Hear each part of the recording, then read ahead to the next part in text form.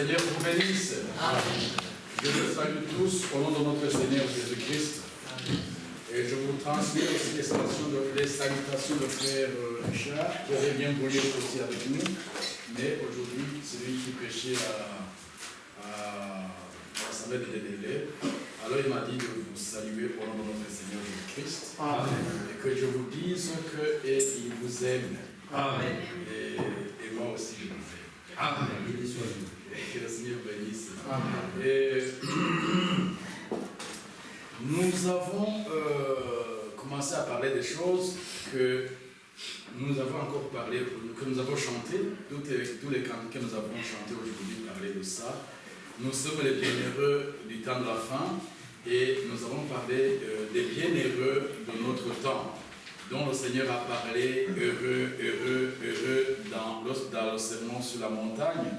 Et nous avons mené une étude là-dessus pour voir où est-ce que nous en sommes, nous, pour que nous soyons les bienheureux dont le Seigneur a parlé. Et nous venons de chanter que vaine est toute résistance, et parce que Jésus sera vainqueur. Il est vainqueur, il a vaincu, et tous ceux qui sont en Christ, ils sont des vainqueurs. Amen. Et ainsi, nous sommes les bienheureux, et nous aimons la parole de Dieu, c'est pour ça que nous sommes là. Amen. Oui, oui, parce que la parole de Dieu, l'Écriture nous dit que... Qu'est-ce que l'Écriture nous dit? Il dit que l'homme ne vivra pas de pain seulement, mais de toute parole qui sort de la bouche de Dieu. Alors, puisque l'homme ne vivra pas de pain seulement, mais de toute parole qui sort de la bouche de Dieu, et que nous sommes venus justement pour manger la parole de Dieu, lorsque nous sommes là, il est malheureux celui qui est là et qui s'ennuie. Qui est là, qui s'ennuie parce qu'il est venu, parce qu'avec ses parents, avec peut-être quelqu'un l'a invité, et puis il est là, et ça ne lui dit rien, tout ce qu'il entend c'est ennuyant. Ça veut dire c'est comme une qui est devant, qui est à la table et qui n'a pas l'appétit, et il voit la nourriture, il a envie de vomir, ça veut dire qu'il est malade. Cela, je sais ce que c'est, j'avais l'hygiène de l'estomac, et quand je voyais la nourriture, j'avais envie de vomir. Dès que je voyais la nourriture, j'avais envie de vomir. Donc ça veut dire que je n'allais pas bien. Alors nous sommes en bonne santé par la grâce de Dieu. C'est pourquoi nous sommes déplacés, nous sommes venus pour écouter la parole de Dieu. Nous mangeons au moins 3 fois par jour. Il y a ceux qui mangent 3 fois, 2 fois, 1 fois. Mais en tout cas, on doit manger chaque jour pour avoir de l'énergie, pour marcher sur la terre, pour marcher dans notre corps, pour avoir une bonne santé. Il en est de même pour les spirituels. On ne peut pas avoir une bonne santé spirituelle si on ne mange pas la parole de Dieu. Et donc, ceux qui sont spirituels savent de quoi je suis en train de parler. Alors, nous allons lire une écriture qui se trouve justement dans Romains chapitre 8, le verset 1 et 2. Nous allons mettre debout pour honorer le Seigneur dans sa parole. Romains chapitre 8. Nous lisons le verset 1er et le verset 2. Nous y sommes. Il n'y a donc maintenant aucune condamnation pour ceux qui sont en Jésus-Christ. En effet, la loi de l'esprit de vie en Jésus-Christ m'a affranchi de la loi du péché et de la mort. Amen. Amen. Bien-aimé Père Céleste, béni soit ton Saint-Nom, toi qui nous as affranchis de la loi du péché et de la mort, qui nous a accordé la grâce de reconnaître le jour de notre visitation. Maintenant, nous nous mettons entre tes mains, Seigneur. Nous sommes là, tu nous as promis d'être au milieu de nous lorsque nous sommes assemblés à 2 à 3.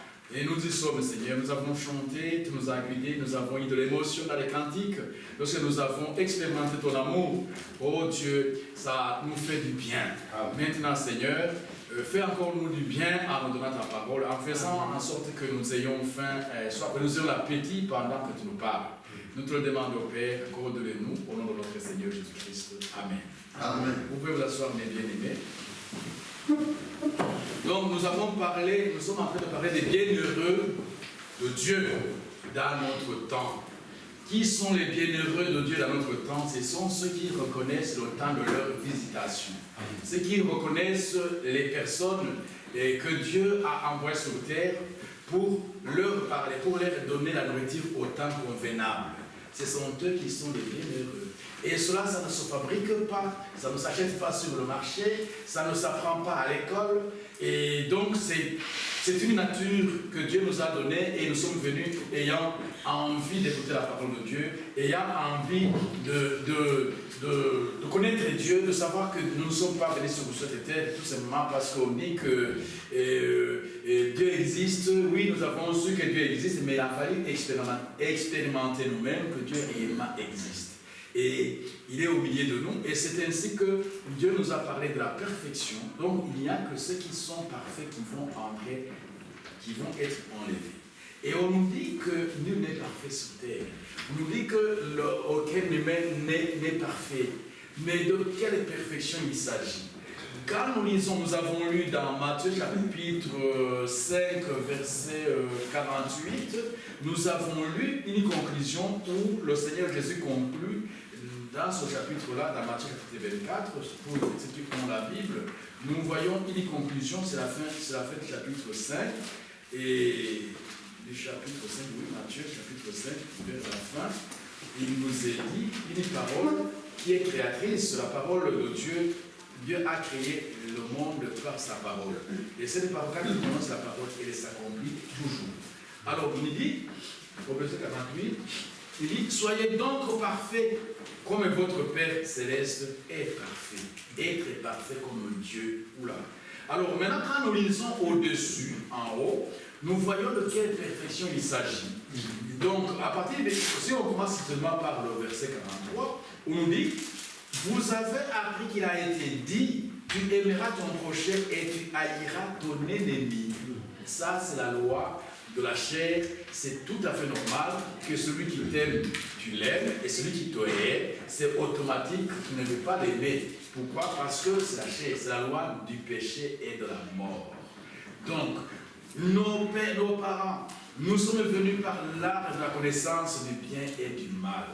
Donc, on connaît le bien et le mal. Alors maintenant, si tu connais le bien, fais le bien, tu seras heureux. Mais si tu fais le mal, il y a aussi le mal est attaché et à ta porte. Donc maintenant, pour ceux qui sont de Dieu, Dieu est parfait. Alors maintenant, qu'est-ce qu'il va dire? Vous avez appris qu'il vous a été dit, tu aimeras ton prochain et tu haïras ton ennemi. Alors maintenant, il dit, mais moi je vous dis, aimez vos ennemis, bénissez ceux qui vous maudissent, faites du bien à ceux qui vous haïssent et priez pour ceux qui vous maltraitent et qui vous persécutent. Voilà. Pour quelle raison? Verset 45. Afin que vous soyez fils de votre Père qui est dans les cieux. Donc la seule façon et unique façon d'être fils de Dieu, c'est de faire du bien à celui qui te fait du mal. Et ça, ce n'est pas naturel. Ça ne s'achète pas sur le marché, ça ne s'apprend pas à l'école, c'est une nature. Donc, il n'y a pas de méchanceté en celui qui aspire à être enfant de Dieu, à être fils du Père. Donc, il n'y a que du bien en lui. Alors, s'il y a le mal, la loi du péché de la mort, la loi de vie et de l'esprit nous a franchi de cette loi du péché de la mort qui consiste à aimer seulement celui qui vous aime et à haïr celui qui vous hait. Alors, il dit, afin que vous soyez fils de votre Père qui est dans les cieux, dessus au verset 45, car il fait lever son soleil sur les méchants et sur les bons, et il fait pleuvoir sur les justes et sur les injustes. Donc, c'est en cela qu'il se trouve la perfection de Dieu. Donc, quand vous lisez dans les psaumes, les Asaph, les autres, vous allez trouver même qui se lamentent en voyant que les méchants prospèrent, progressent dans leur entreprise, alors que ceux qui aiment Dieu, ceux qui sont tout le temps à l'œuvre de Dieu ne progressent pas. Donc, ils se lamentaient dans cela. Il dit, maintenant, ne t'en fais pas. Il dit, tu verras ces gens, ils seront fauchés si vite. Ils ne vont pas résister. Alors maintenant, dans le psaume 37, et là il est dit tout simplement, et si vous lisez à partir du verset 1er jusqu'au verset 5, si on veut, c'est une nourriture très très bonne. Et comme je parlais de ceux qui se plaignaient de ce que voir les méchants progresser alors que les justes sont en train de chercher des voies et moyens de progresser, ça ne marchait pas.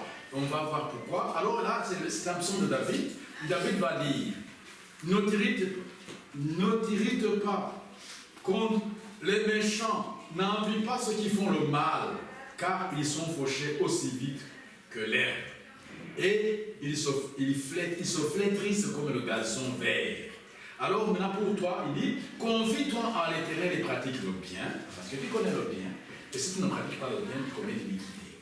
Donc, tu connais le bien. Et aie le pays pour demeure et la fidélité pour pâture. Notre pays, c'est en Christ. Ce n'est pas un pays naturel. Donc, demeurer dans la parole de Dieu, c'est là notre pays.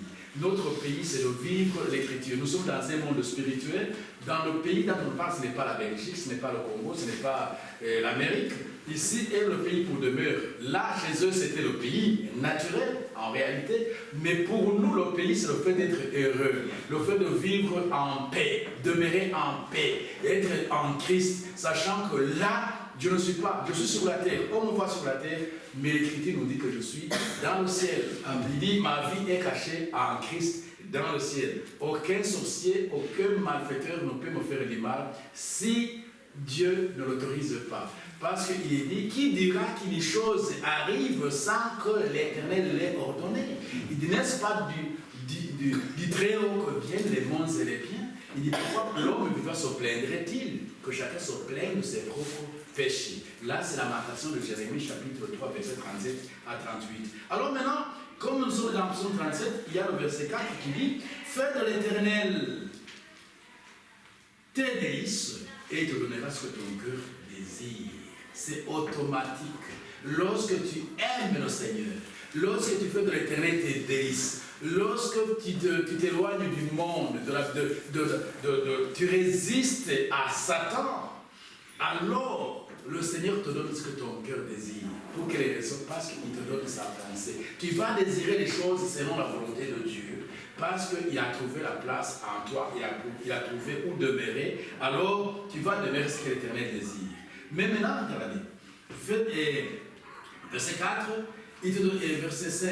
Recommande ton sort à l'Éternel et mets en lui ta confiance et il agira. Donc il agira, mais seulement la confiance en lui, comme Abraham a mis sa confiance en lui. Alors maintenant, fais de l'Éternel tes délices et il te donnera ce que ton cœur désire.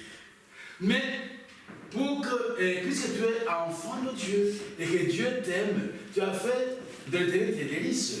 Fais attention dans ce que tu demandes. Pourquoi? Parce que je vais vous donner un exemple tout simplement. Vous avez vu dans le Nouveau Testament la parabole de l'enfant prodigue qui a demandé à son père tout son héritage. Et quand il a demandé à son père son héritage, et son père allait partager l'héritage, et il a pris son héritage, il a tout dilapidé, il est allé dilapider. Et là où il se trouvait, il a trouvé que quand il n'avait plus rien, il est allé se faire embaucher pour devenir le gardien des porcs. Et là, la faim l'a frappé au point qu'il désirait manger même les carottes que les porcs mangeaient. Il dit, mais attendez, j'ai faim, j'ai même envie de manger ce que les porcs mangent, mais personne ne peut m'en donner. Mais qu'est-ce que je fais ici? Il dit, si je m'en vais chez mon père. Mon fils, puisque je ne suis pas digne d'être son fils, franchement, je suis minable, j'ai tout terminé, j'ai tout gâché.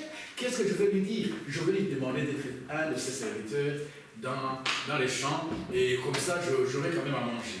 Et quand il est parti, vous voyez comment le Père est compatissant et miséricordieux. Quand il l'a vu, il a dit, mon fils était mort, il est revenu à la vie.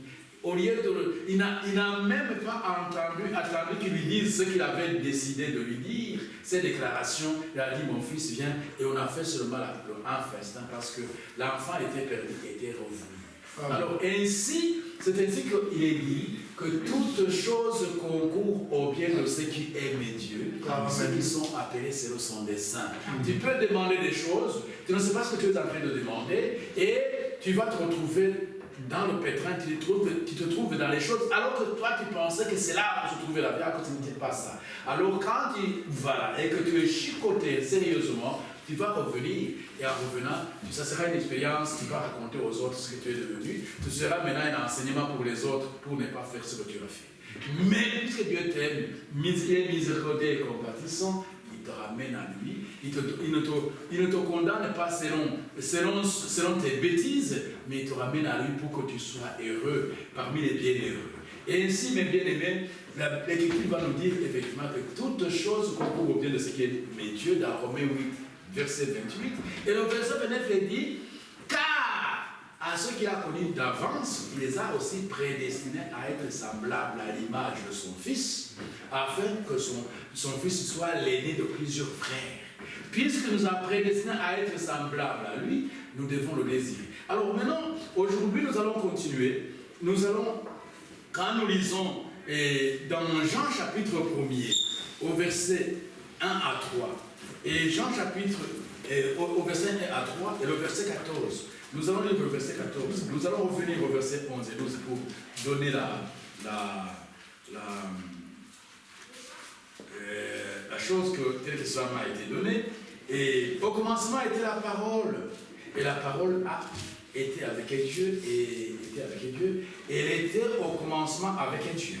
Toutes choses ont été créées par elle, et rien de ce qui a été fait n'a été fait sans elle. Elle est venue chez les cieux. Alors maintenant, nous faisons, donc, puisque c'est la parole qui est venue, qui était Dieu, et au verset 14, il est dit, et la parole a été faite chair. Elle a habité parmi nous, pleine de grâce et de vérité, et nous avons contemplé sa gloire comme une gloire d'un Fils unique venu du Père. Sa gloire était comme une gloire d'un Fils unique venu du Père. C'était comme un prophète dont Moïse avait parlé. Les autres, nous avons trouvé Jésus, nous avons Jésus nous avons trouvé le prophète, le Messie, et ainsi de suite. Nous avons vu dernièrement comment c'est allé en évoluant jusqu'à ce qu'il y en a un qui a dit, tu es le Fils du Dieu vivant, tu es le roi d'Israël. Alors, lui, au verset 11, il dit, elle est venue chez les siens, la lumière, et les siens n'ont pas reçu. Mais à tous ceux qui l'ont reçu, à ceux qui croient en son nom, elle a donné le pouvoir de devenir enfants de Dieu, lesquels sont nés, non du sang, ni de la volonté de la chair, ni de la volonté de l'homme, mais de Dieu. Il nous a donné le pouvoir. Parce que nous avons reçu son nom, c'est notre Seigneur Jésus-Christ. Nous avons crié à son nom. Nous avons été baptisés au nom du Seigneur Jésus-Christ. Et il nous a donné le pouvoir de devenir enfant de Dieu. On peut avoir le pouvoir et ne pas réclamer son pouvoir. Cet enfant prodigue il était l'enfant du Père. Il avait le pouvoir d'hériter tous ses biens, mais il a dilapidé tout ce qu'il avait. Il a abîmé son pouvoir, il a ruiné son pouvoir. Mais puisqu'il avait en lui son pouvoir, il a pu quand même vaincre la honte. Il est revenu à Dieu. Il a dit, il est revenu à son Père. Il dit, Père, je ne suis pas digne d'être ton fils. Accepte seulement. Mais avant qu'il n'ait même prononcé ce qu'il avait à dire, la surprise a été grande. Parce qu'une fête a été faite à son occasion. Mais alors, donc, pour devenir enfant de Dieu, et puisqu'il nous a prédestiné à être à l'image, à être semblable à l'image de Christ, c'est là où nous nous sommes arrêtés dernièrement. Puisqu'il nous a donné le pouvoir d'être semblable à l'image, puisqu'il nous a prédestinés à ça pour devenir.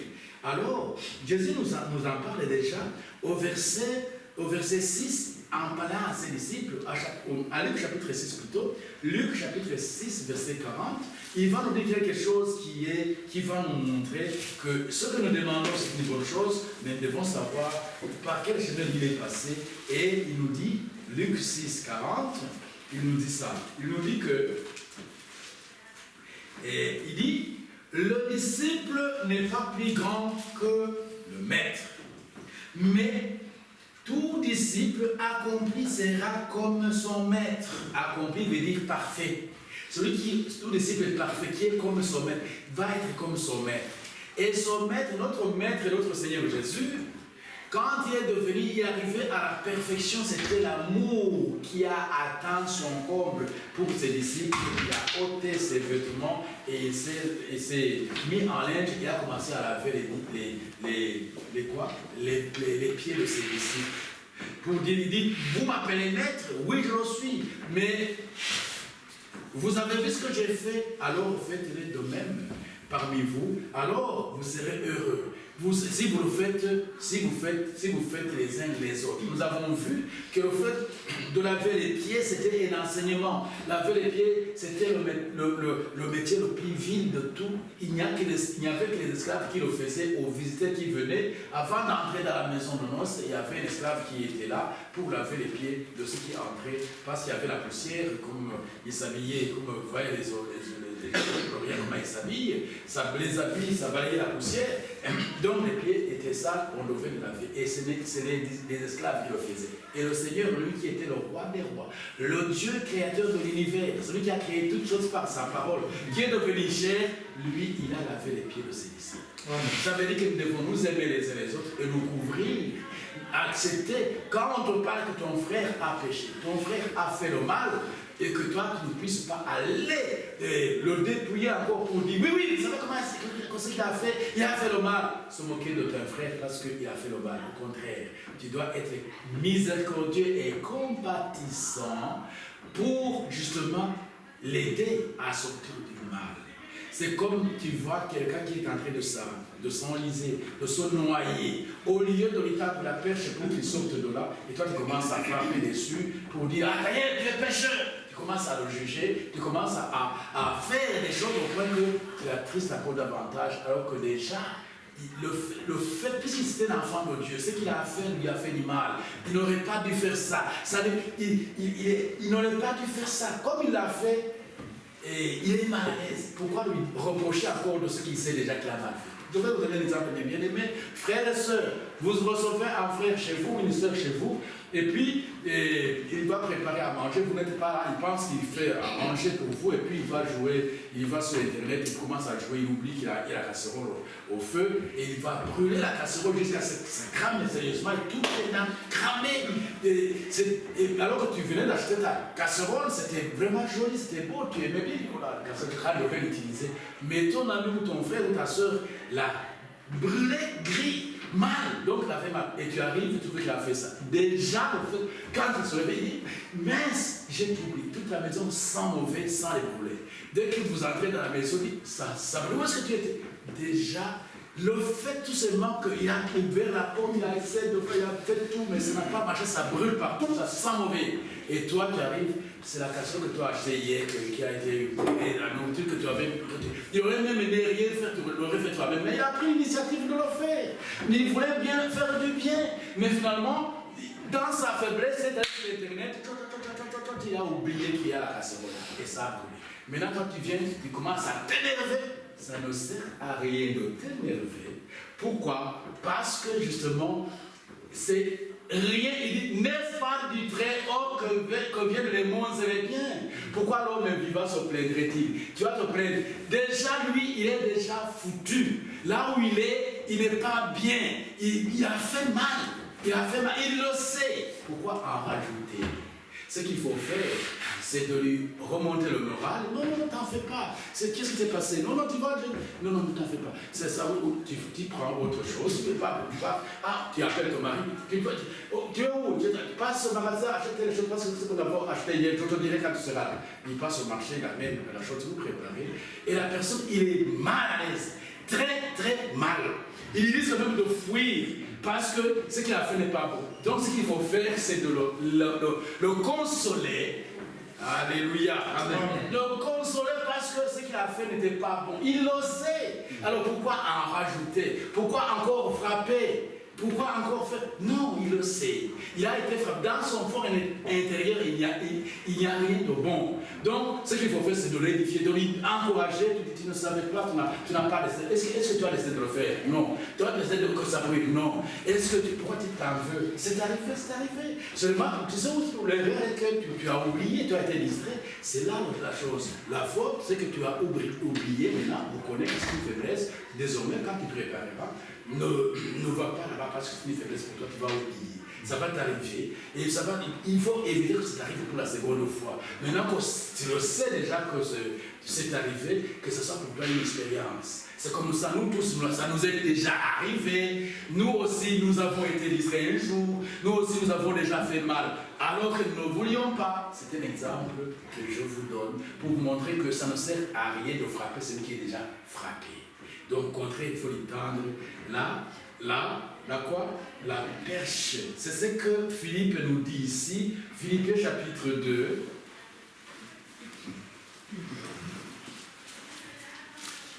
Au verset 1er, merci frère. Ah, j'ai cherché, moi j'en avais un. Et pour les Allemands, que le Seigneur te bénisse.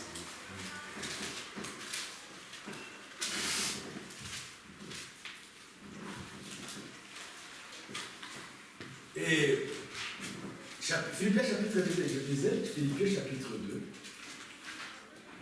le premier verset, et le verset 2, le verset 3 aussi. Alors, écoutez, regarde. Ici, Paul, quand il était en train d'écrire, il était inspiré de Dieu, c'était le Saint-Esprit qui agissait en lui. C'est pourquoi il peut dire, nous avons la pensée du Seigneur.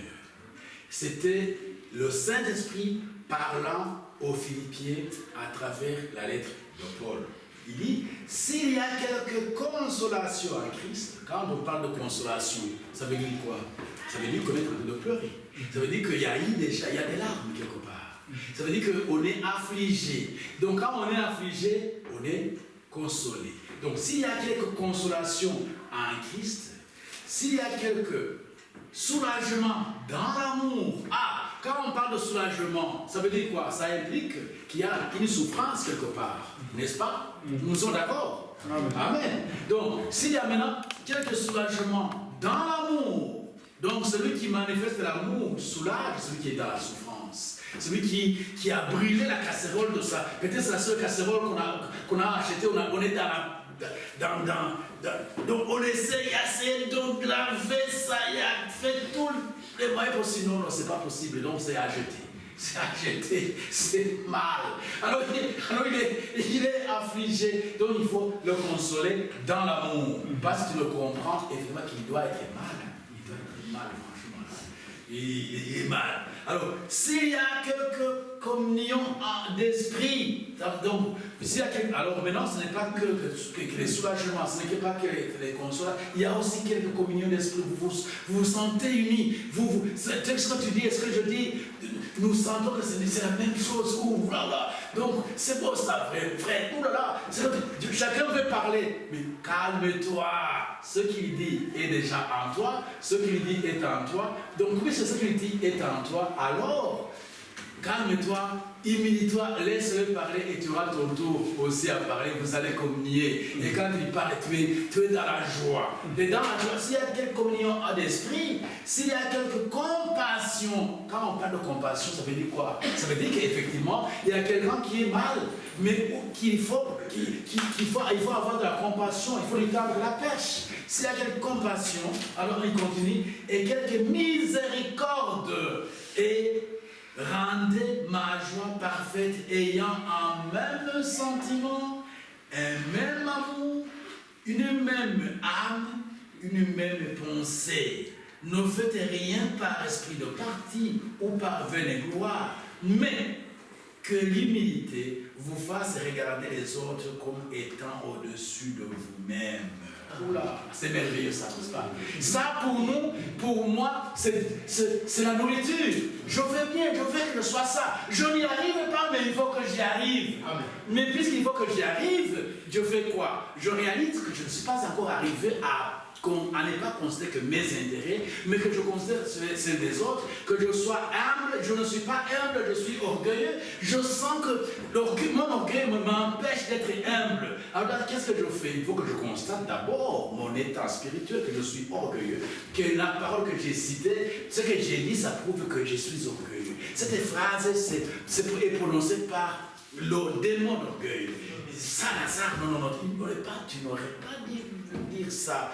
Et tu sais, moi aussi, moi je suis qui. Non, tu n'aurais pas dû dire ça. Il fallait tout c'est vrai ce que tu es ça, mais il ne fallait pas le dire. Il fallait tout simplement te taire, garder le silence, le calme, et considérer qu'il est supérieur à toi, qu'il a à t'enseigner, qu'il a à te dire, et dire oui, mais si tu sens que si tu parles, ça ne va pas passer, ça ne sert à rien, ce n'est pas le moment de Dieu, ce n'est pas le temps de Dieu, laisse et prie pour la personne, prie pour ton frère, il arrivera aussi à être ce que tu es. Alors maintenant, quand tu y es parvenu, c'est facile. Tu n'auras pas à prier pour t'humilier, pour être humble, pour ne pas parler, pour ne pas montrer que toi aussi tu connais.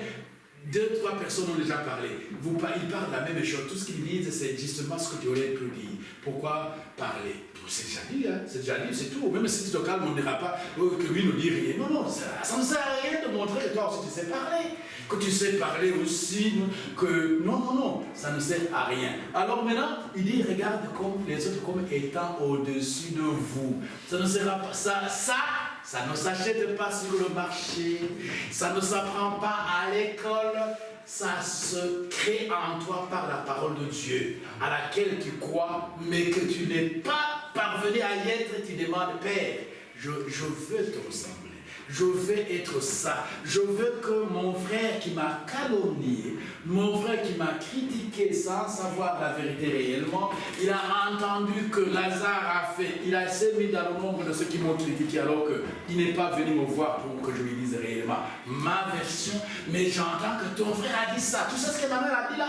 Il a dit ça. Mais écoute, il a dit ça, il ne sait pas. Alors qu'est-ce que je fais? Alors je prie pour mon frère.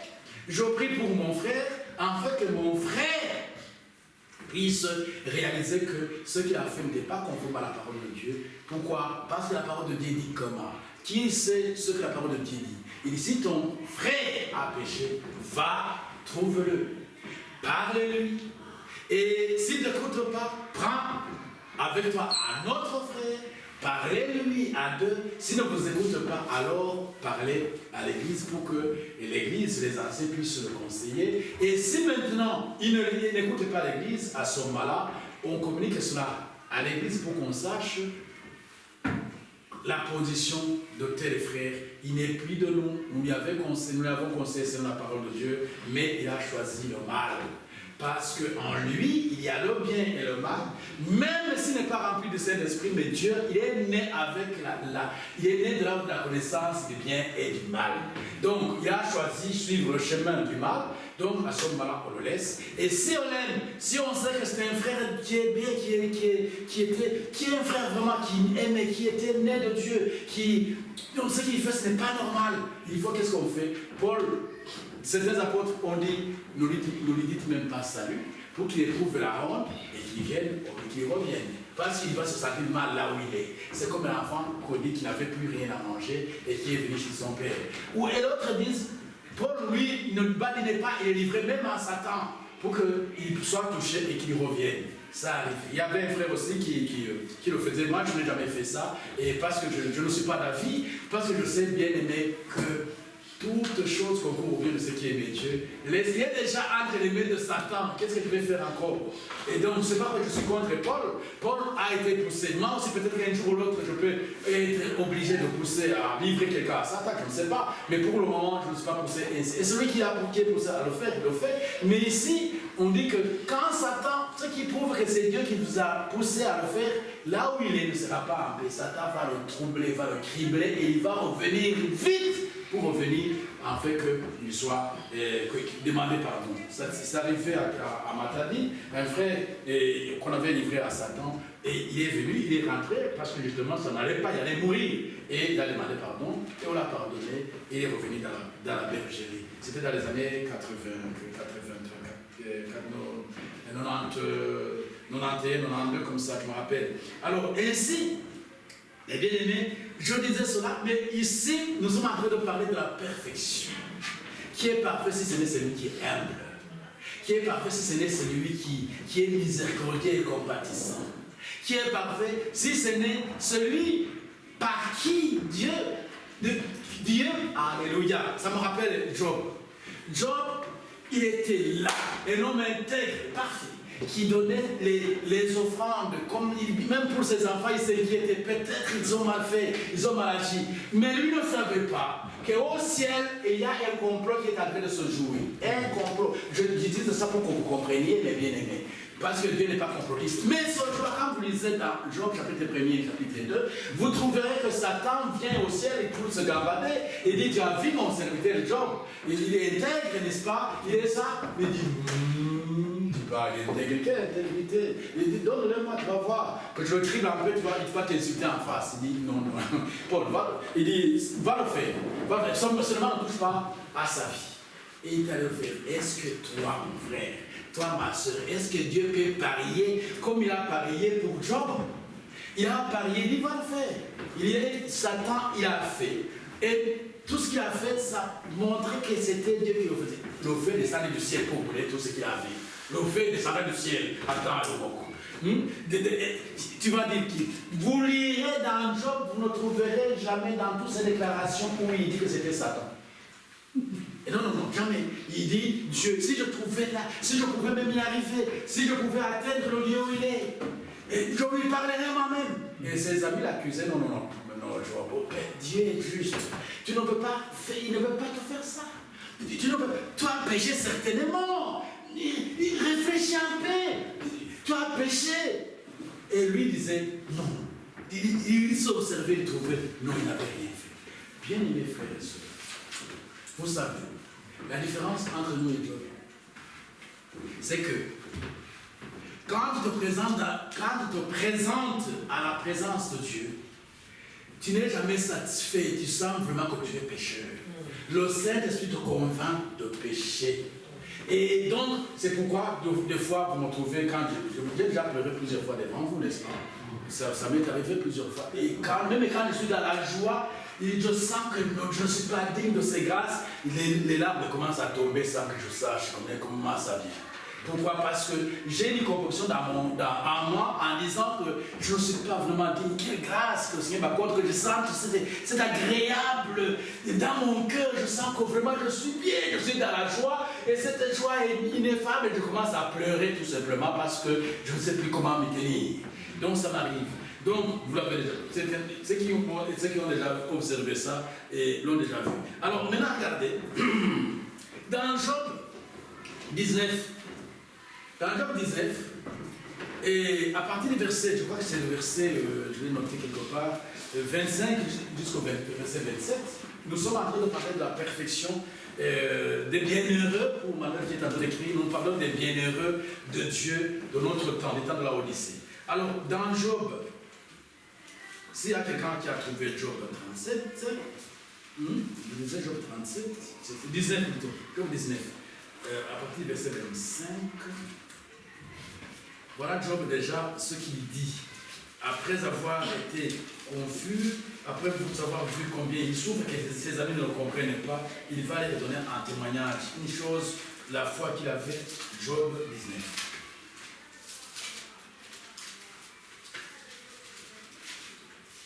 Au verset 25, si je commence à au verset 24, peut-être, il dit, je voudrais qu'avec un burin de fer, avec du plomb, il soit pour toujours gravé dans le roc. Donc ces paroles qu'il disait, donc je voudrais que mes paroles, au verset 23, il dit, oh, je voudrais que mes paroles soient écrites, et qu'elles soient écrites dans un livre.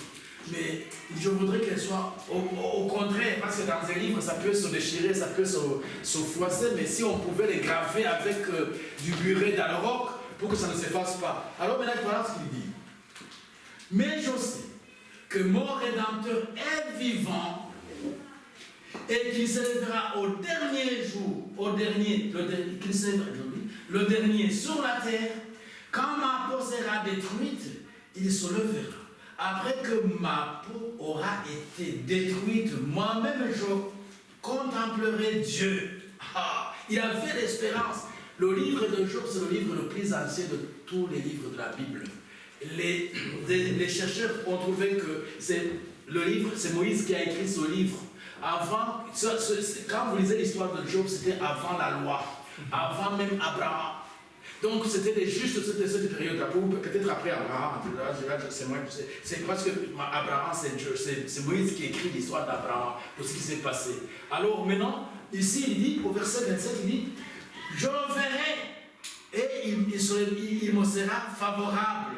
Mes yeux le verront et non ceux des nôtres. Mon âme languit d'attente au-dedans de moi. Donc il y avait quelque chose qu'il n'avait pas acheté au marché.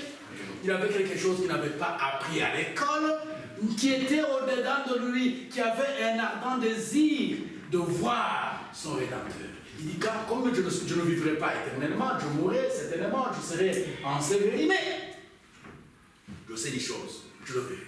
Dieu dit, mes yeux, pas celui des nôtres, moi, Job, je le verrai. Amen. Et il a vu. Mais avant qu'il ne soit même enterré, lisons encore Job 38, au verset 27, comme il commençait à se lamenter et parler, ces gens le provoquaient, il disait, mais à un certain moment, Dieu en a eu assez. Et il dit, Samuel. Et au chapitre 38, il dit, l'Éternel répondit à Job, digné de la tempête, et dit, qui est celui qui obscurcit mes desseins par des discours sans intelligence? Amen. Job, tu te crois intelligent? Tes discours sont sans intelligence. Nous avons déjà parié. Moi, je suis ton créateur. Je me réjouis de ce que tu as tenu beau. Amen. Alléluia. Et tu as tenu beau, je m'en réjouis. Mais tu es en train de dire, tu obscurcis mes desseins par tes discours sans intelligence. Alléluia. Combien c'est merveilleux quand Dieu parle. Amen. Il dit, saint te rend comme un vaillant homme, si tu es quelqu'un. Comme tu dirait un des Africains. Je t'interrogerai et tu m'instruiras. Où étais-tu quand je fondais la terre? Dis-le si tu as de l'intelligence. Qui en a fixé les dimensions? Le sais-tu? Ou qui a étendu sur elle le cordon? Sur quoi ces bases sont-elles appuyées? Ou qui en a posé la pierre angulaire, alors que les étoiles du matin éclataient en chant d'allégresse et que tous les fils de Dieu poussaient des cris de joie. Ah, il parle. Quand vous allez encore, donc quand vous, à partir de ce chapitre, que vous allez discuter chapitre 40 jusqu'à 42, et c'est Dieu est en train de poser des questions à Job, répond. Quand il commence à dire ces merveilles, il dit c'est Job. Alors, au chapitre 42, Job va commencer à répondre. Et Dieu a échangé avec Dieu. Job, chapitre 42, à partir du verset 1er, il dit, Job répondit à l'Éternel et dit, je reconnais que tu peux tout et que rien ne s'oppose à tes pensées. Et puis, verset 3, Dieu va lui poser la question. Quel est celui qui a fondé quel est celui qui l'a quel est celui qui a la folie d'obscurcir mes desseins? Job va répondre. Oui, j'ai parlé sans les comprendre, des merveilles qui me dépassent et que je ne conçois pas. Alors Dieu va parler. Écoute-moi, je parlerai. Je t'interrogerai et tu m'instruiras. Alors Job répond, mon oreille avait entendu parler de toi, mais maintenant mon œil t'a vu. C'est pourquoi je me condamne et je me réponds. Si la poussière est sur la poussière, sur le sang, ainsi de suite. Donc, quand vous lisez à la fin, vous allez voir les bénédictions qui ont été celles de Job. Donc, Dieu est descendu parler avec son bien-aimé Job. Il avait souffert réellement. Donc, ce n'est pas la souffrance, c'est la souffrance qui lui faisait parler. Mais tout ceci, l'Écriture nous dit que toute Écriture est inspirée de Dieu, utile pour enseigner, pour convaincre, pour corriger, pour instruire, afin que l'homme de Dieu soit accompli sans faillir en rien, soit accompli pour les bonnes œuvres. Ceci, vous le lisez dans 2 Timothée chapitre 3, versets 16 et 17. Et les bonnes œuvres, dans le livre de Éphésiens, au chapitre 10, je crois que c'est le verset 10, Éphésiens chapitre 2, verset 10, il nous est dit là que Dieu nous a créés en Christ, nous a engendrés en Christ pour de bonnes œuvres que Dieu a préparées pour nous avoir la fondation du monde, les bonnes œuvres. Nous devons donc aspirer à ces bonnes œuvres. Et ces bonnes œuvres, c'est de réaliser, d'accomplir les attributs de Dieu qui est le Dieu miséricordieux et compatissant, lent à la colère, riche en bonté et en fidélité, qui pardonne l'iniquité, la rébellion et le péché, qui conserve son amour jusqu'à 1000 générations, mais qui ne tient pas le coupable pour l'innocent. Donc, ainsi, puisque le coupable était condamné jusqu'à la première jusqu'à la troisième génération, Dieu nous a aimés parce que nous étions condamnables depuis les péchés de nos arrière-grands-parents. Jusqu'à la troisième génération, donc mes petits-enfants et moi, mes enfants, mes petits-enfants étaient condamnables de mes propres péchés. Et moi aussi, j'étais condamnable des péchés de mon père, de mon grand-père, de mon arrière-grand-père. Donc, c'était personne ne pouvait s'en sortir. Et c'est pourquoi il est venu lui-même pour subir le châtiment. Et pour venir subir le châtiment, il fallait qu'il porte un corps. Et ce corps, puisque c'est un corps qui devait naître d'une femme, selon la promesse qu'il avait donnée à Ève, depuis le jardin d'Éden, dans Genèse chapitre 3, verset 15. Et donc, il fallait qu'il donne une semence à Ève. Cette semence, quand on parle d'une semence, c'est une semence complète. Il n'y a rien d'Ève, il n'y a rien là-dedans. C'était la parole faite chair qui a été trouvée dans le sein de Marie et il a été irrigué par le sang humain et c'est pourquoi le sang devait être versé pour nous, pour que nous puissions sortir de cet engrenage des péchés de nos arrière-grands-pères jusqu'à nous-mêmes, et les enfants devaient souffrir pour que nous soyons sauvés. Alors il nous a sauvés. Nous ayant sauvés, on nous dit que ce n'est pas un hasard. Parce qu'il nous a vus d'avance avant la fondation du monde. C'est ce qu'il dit à Job ici. Il dit quand les fils de Dieu. Donc, dans sa préscience, vous voyez comment les fils d'Ésaïe de joie, dont toi et moi, et toutes les générations de tous qui aiment Dieu. Et cet amour divin ne s'achète pas au marché. Ça nous, je le dis, je le répète, ça ne se fabrique pas non plus. C'est en vous dès avant la fondation du monde. Ici, ça se révèle. Donc vous aimez Dieu parce que Dieu a mis son amour en vous. Vous êtes attirés